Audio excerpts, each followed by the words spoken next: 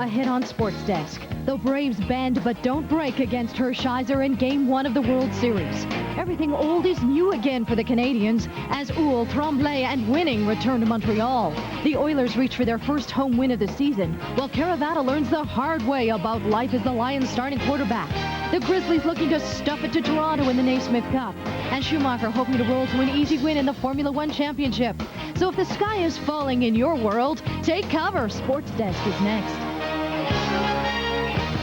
Welcome aboard to this edition of SportsDesk, everyone. I'm Teresa Hergert. Ahead on the show, the new bosses in Montreal, and the Stallions push their win streak to 9. But first of all, to the Fall Classic. And oh, isn't it good to say that this year? Yes, Game 1 of the World Series lived up to its billing. Two great teams and two outstanding pitchers trying to outduel the other. Let's now begin our Ford drive to the World Series as we look at Cal Ripken, the honor of throwing out the ceremonial first pitch.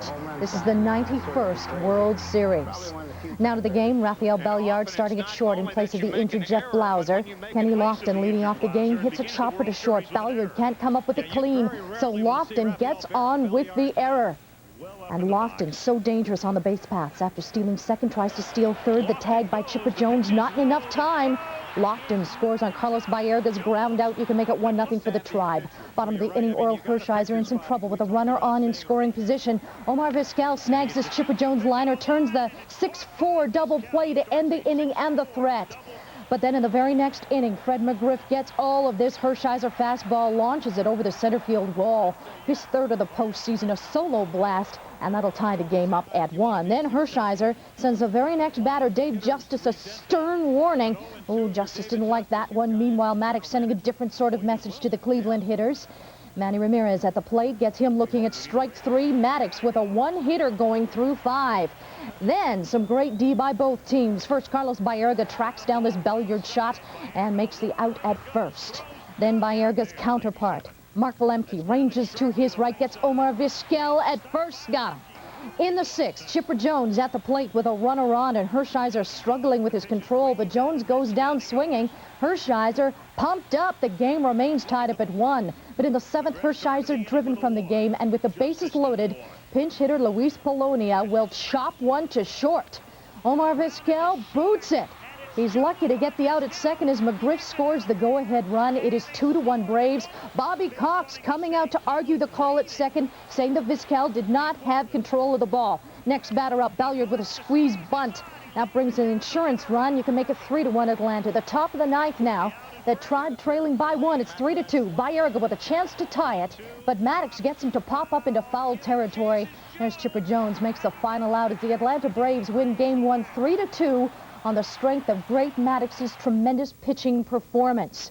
Fred McGriff's third home run of the playoffs and Earl Hershiser's string of 7 postseason wins without a loss comes to an end. But Greg Maddux, a 2-hit masterpiece, didn't issue a walk and struck out 4. Also set a new World Series record. Only 2 of the outs he recorded were balls hit to the outfield. The previous record was 3. And after the game, he had nothing but praise for his teammates. It was a pretty good game. I had excellent defense again tonight. Lemke was super, caught every ball to him. Ralphie was super too. Made a great play up the middle on Hershiser. Chipper was solid. I mean, the guys made the plays behind me tonight, and when you have those kind of people playing behind you, you try to take advantage of them and throw strikes and keep the ball down. The pressure was on us to win this first game, because if we don't win the first game, now we got to come back tomorrow, and the pressure's on us, because if we lose tomorrow, now we go down 0-2 back to Cleveland. So it was a huge game for us, and now tomorrow the pressure's on Cleveland. I think, I pitched well and got away with some mistakes early. And I think that, later on in the game there, those mistakes started to catch up with me because they were taking the pitches that I was throwing for balls instead of swinging at them. Game 2 goes on Sunday. Dennis Martinez, hard to believe he's coming off his first ever postseason victory. They're looking for his second in Game 2. Tom Glavine on the hill for the Braves at Atlanta's Fulton County Stadium. Drive to the World Series has been brought to you by the Ford Motor Company of Canada Limited.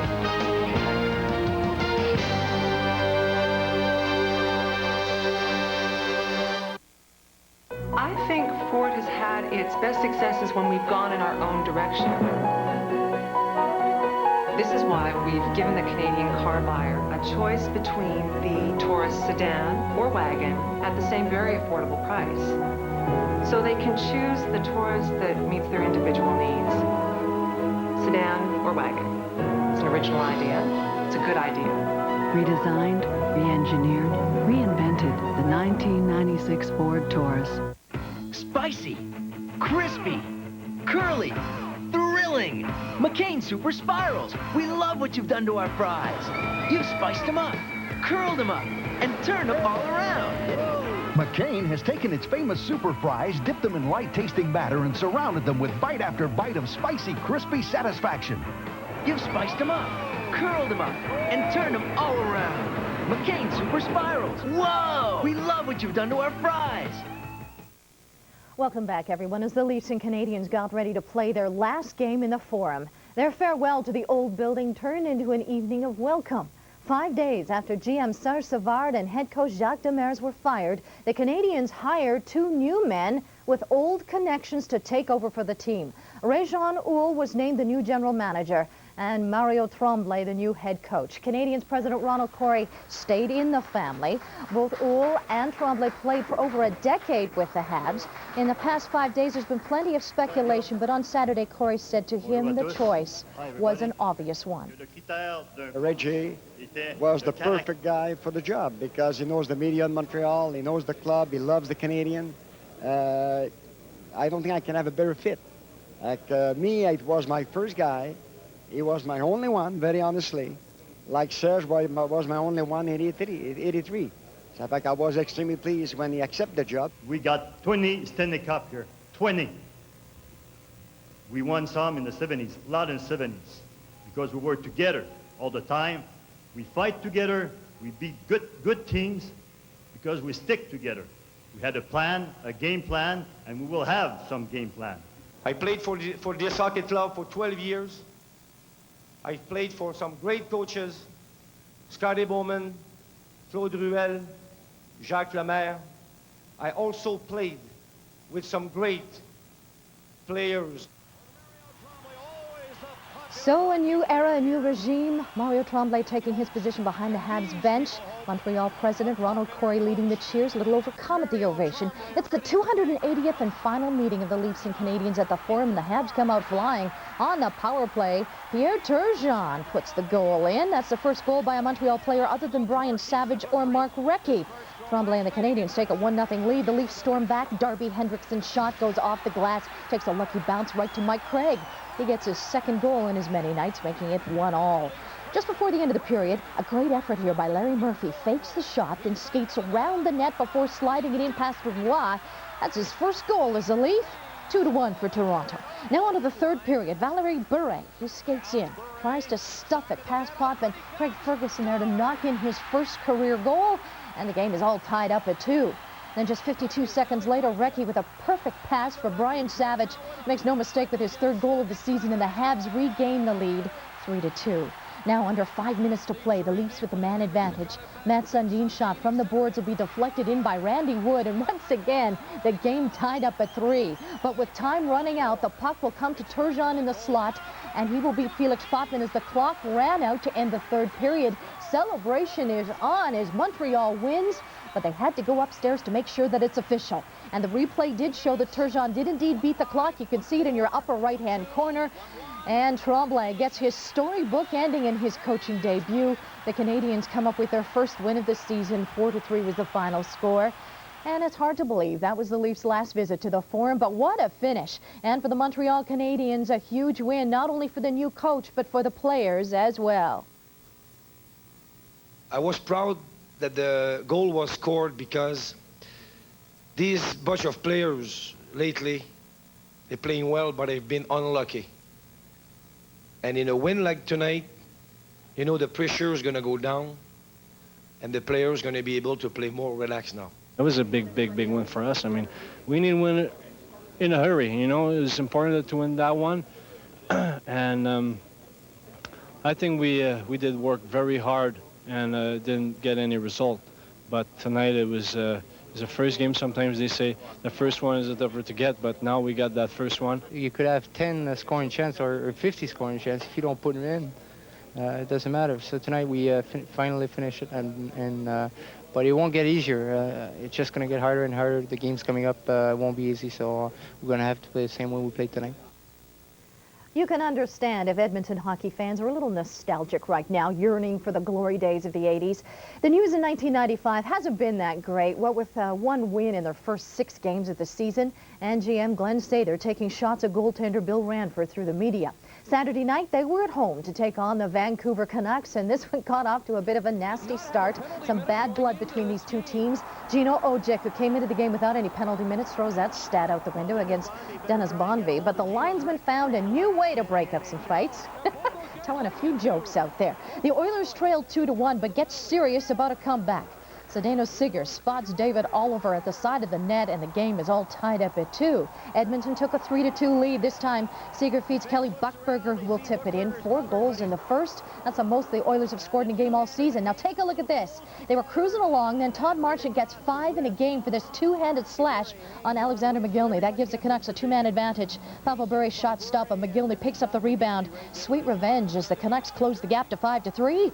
Then Cliff Ronnie's shot swatted home by Trevor Linden on the power play. The Canucks pulled to within 1, but that was as close as they got. Edmonton won this. 6-4 was the final, and so the Canucks' unbeaten streak of 4 games comes to an end. Now let's take you out to New Jersey, the Senators and the Devils. There's netminder Chris Terreri making his first start for New Jersey in 29 games. First period, the Senators get to the goalie. Daniel Alfredson spots Ted Drury. His first of the season gives Ottawa a 1-0 lead, but the Devils come right back. Scott Niedermayer, his point shot redirected in by Valery Zalopukin, and that's tied up the score after 20 minutes. Second period, Tommy Abilene tees one up. His blast tipped in by Sergei Brylin. The Devils on top 2-1 after 2. Then in the third, the Sens looking for the equalizer. Randy Cunningworth robbed by Terreri. Just a great glove save. Midway through the period, Niedermayer feeds John McLean, cuts toward the middle, slides it into the open cage. His 4th of the year gives New Jersey an insurance marker. Then just minutes later, Scott Stevens will fire, goes off the far post and in. It's Stevens' first of the year as Chris Terreri backstops the Devils to a comfortable 4-1 win. But both teams no luck with the man advantage on this night, both going 0-for-4 on the power play, but New Jersey potting the goals and taking the win. Now on to Florida, the Whalers and the Panthers. Paul Holmgren has got his team off to a tremendous start, but the Panthers on the prowl on the power play. Stu Barnes does the work, shovels it out front to Scott Mellenby, who stuffs it in, and it is 1-0 for Florida. To the second, just 47 seconds in, Rob Niedermayer cuts into the middle. Potts is third, and it is 2-0 for the Panthers. Third period, the Whalers try to get on the board. Emerson on the breakaway, stopped by John Van Beesbroek. Later on in the frame, Florida seals the victory as Terry Karkner with a point shot. Mellenby jamming in his second on the night. 3-0 Florida was the final, and Panthers goaltender John Van Beesbroek made 24 saves for his first shutout of the season and 22nd of his career. That puts him third among active goaltenders. Ed Belfour and Patrick Roy are ahead of him. Fans in Pittsburgh were anxiously awaiting Saturday night's game because for the first time in nearly 2 years, Mario Lemieux would share the ice with Wayne Gretzky. But Mario was scratched. He was forced to take a rest after playing in the first 5 games of the year. Little one got a little roughed up here. Shots like this one by Hartford's Brad McCrimmon the other night left him a little battered and bruised, so he took a break. And the Penguins will strike first. Jaromir Jagr with the moves, picks up his own rebound, bangs it past Jamie Storr. And it is 1-0 Pittsburgh. Second period, Peter Nedved in the corner sends it out to Marcus Naslund, to Thomas Sandstrom, and it is 2-0 for the Penguins. The Kings come back with a bullet of their own. Kevin Todd sends it out in front of John Druce, wires it past Ken Reggett, and that cuts the lead to 2-1.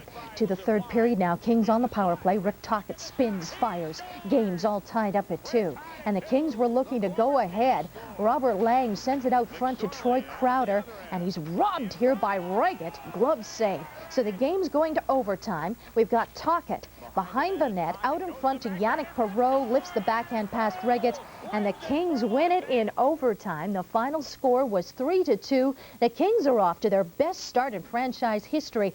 5 of the Kings games this season have gone to overtime, so they've been doing it the hard way, but they've been getting it done. Now on to a rough one in St. Louis, the Hawks and the Blues, a Central Division clash. The visitors not giving the fans much to cheer about in the first. Sergei Krivokrasov finds Patrick Hulin in close, gets his own rebound to put Chicago up 1-0. Then with the Blues 2 men down, Gary Suter's shot stopped. The rebound to Joe Murphy, sweeps it across to Jeremy Roenick. And yeah, that's 2-0 for the Hawks. Chicago doesn't let up on a 2-on-1. Murphy to Roenick beats Brad Fuhrer for his second of the game. It was 3-0 after 1. But just 41 seconds into the middle period, the Blues strike back off the scramble. Brett Hall picks the top corner, his 6th of the year, closes the gap to 3-1. That seemed to give the Blues some momentum. Denny Chasse on the breakaway, but turned away by Ed Belfour. Belfour played well, but another Blackhawk came up with a save of the game. Take a look at Bernie Nichols as he robs Brian Nugent, sweeping the puck out of the crease. Things got a little ugly at the end. Roenick is on top of Chris Pronger. There's Jeff Courtnall, comes in, takes out Keith Carney. And the heavyweight division, Bob Probert and Chasse. And then old Probert on the way to the showers. The Blues fans helping him out with an early soda shower. Bob, that's gonna hurt nasty in St. Louis. Final score, Chicago winning at 4-1. Yeah, Probert got the last laugh. Bernie Nichols had 2 helpers for the Hawks. Some other scores to tell you about. It was the Red Wings downing the Bruins 4-2. The Wings have now beaten the Bruins 5 straight times. It was Detroit's first win in 4 games. And Tampa Bay and Dallas sawing it off to a 3-all tie. The Stars struggled on the power play, just going for 1 for 8. And they remain in the basement of the Central Division, 1 point behind Toronto.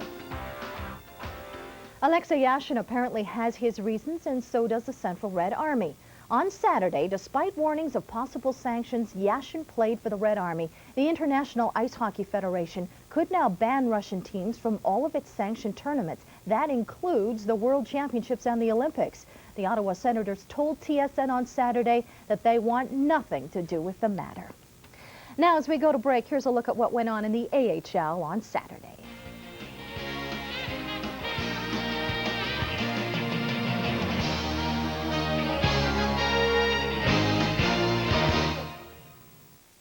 Although man is composed of over 90% water, he doesn't have to feel wet. For effective, long-lasting protection against wetness and odor, use Arid Extra Dry Antiperspirant for Men. Dryness designed for men.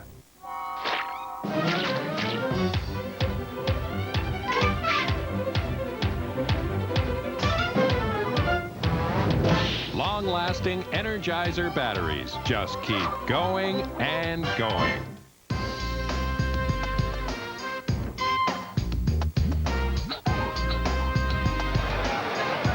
Win these 2 runs, Jeff.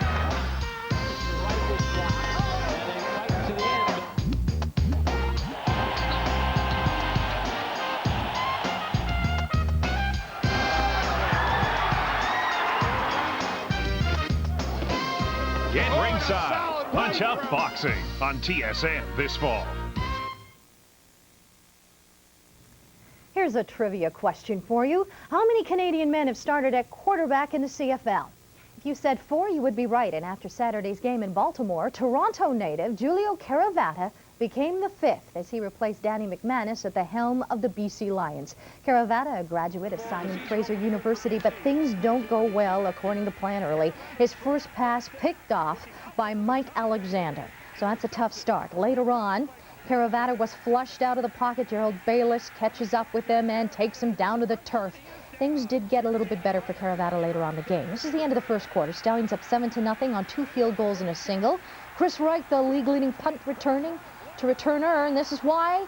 Pushed out here at the BC 38, Baltimore would add a field goal to lead the game 10-0. Stallions offense continuing to roll. Tracy Ham goes over the middle, hooks up with Chris Alexander. It's 17-3 Baltimore. Ham got something in his eye on the play and had to sit out the remainder of the half as the Docs took care of him.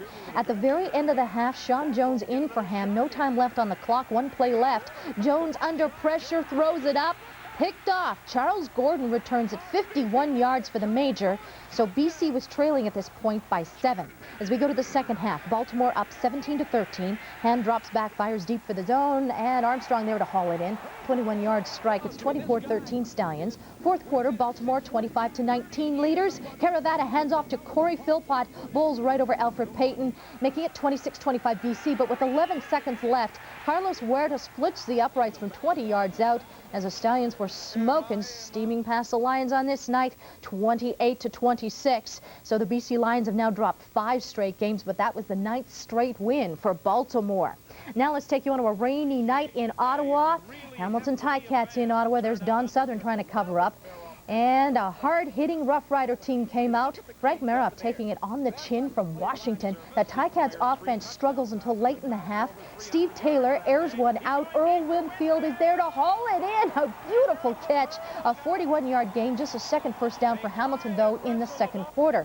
2 plays later, Kalen Hall, who had a tremendous game last week, takes it in from 1 yard out for the touchdown. The game's all tied up at 7 at the half. Third quarter.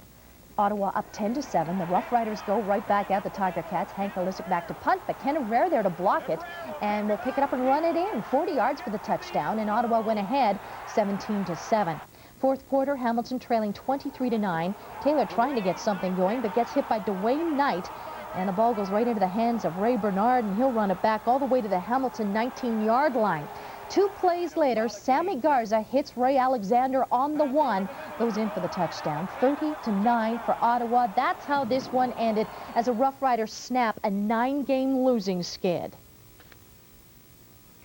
Canadian basketball bragging rights were on the line Saturday afternoon in Winnipeg. It was a friendly exhibition match between Canada's new arrivals, the Toronto Raptors, and the Vancouver Grizzlies. Damon Stoudemire, the Raptors' top pick in the NBA draft, had a strong first quarter. Stoudemire sets up and hits the 3-pointer here to give Toronto an early 4-point lead. A little bit later on, Stoudemire feeds Jean Tabak as he lays off the glass and in. The Raptors led at 24-19 after the first quarter. Let's take you to the second quarter now. Blue Edwards, formerly of the Utah Jazz, leads the Grizzlies back. Edwards takes the pass from Byron Scott, lays it up and in as Vancouver closes the gap to 4. And the Grizzlies continue to take it to the Raptors. A reverse jam by Kenny Gattison. Then just before the half, Greg Anthony with the steal goes down court, gives the bounce pass to Edwards. Edwards with a big-time jam ties it up at 46. However, in the second half, the Raptors go on a 19-5 run. Alvin Robertson all alone scores the easy jam. And then later on, Chris Whitney with a feed to Ed Pickney.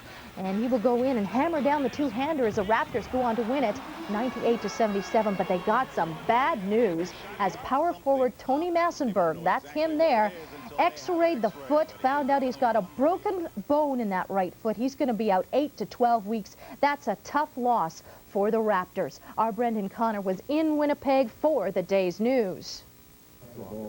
This was an entire day of basketball business in Winnipeg. It began with the announcement in the morning of a new national stay-in-school program supported by the federal government, corporate Canada, and both of Canada's NBA teams. Then it was time to bring on the hoopla. There we go. Thank you. Enjoy the game. Programs, $2 right here. Programs.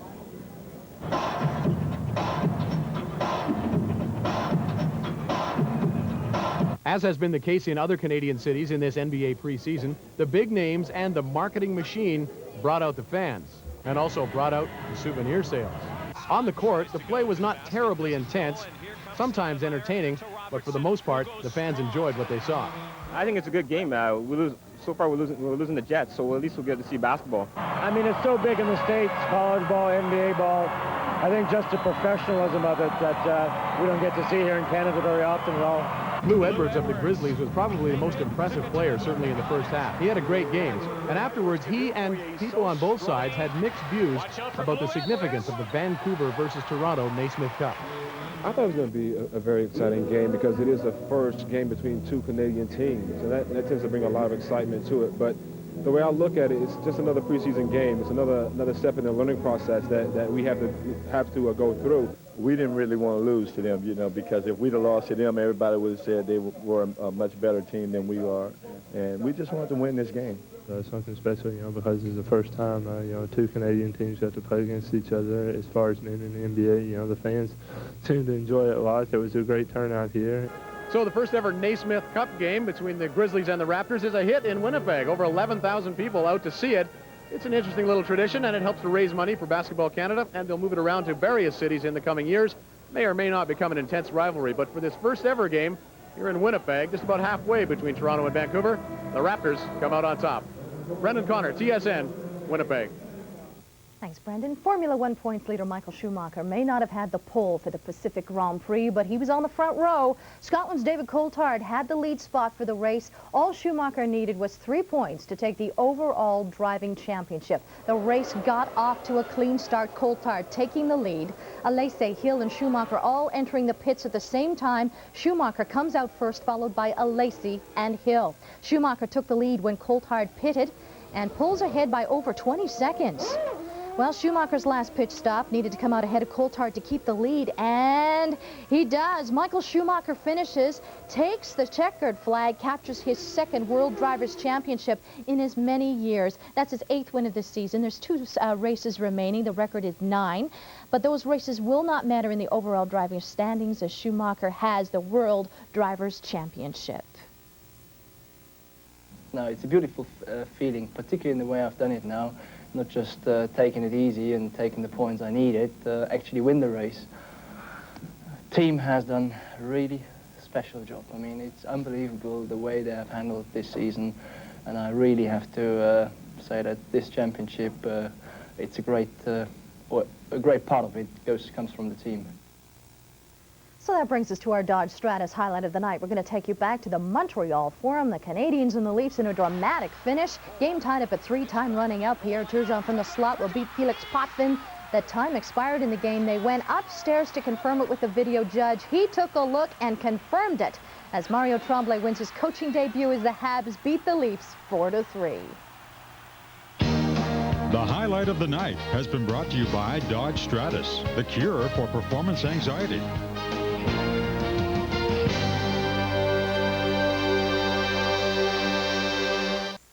Everybody loves their pets, but brushing and grooming can be difficult and costly. Introducing Miracle Pet Brush. These soft fingers will brush, groom, and massage. Watch. Miracle Pet Brush removes dust, dirt, and dead hair instantly from your pet. Miracle Pet Brush grooms long hair, short hair, even works on curly or frizzy hair. Miracle Pet Brush gets into all those difficult places that are almost impossible to groom with an ordinary brush. Your pets will love this soft, gentle massaging action.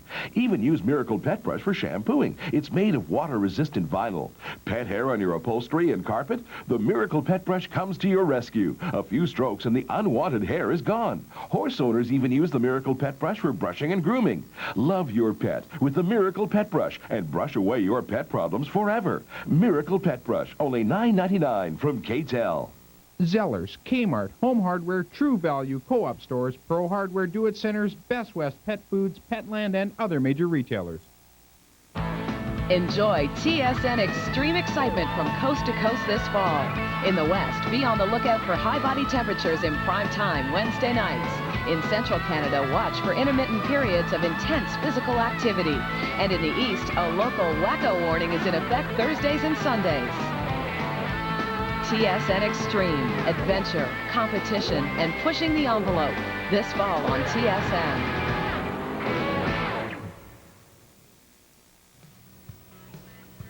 Welcome back, everyone. Here's a look at all the scores from Saturday's CIAU football action.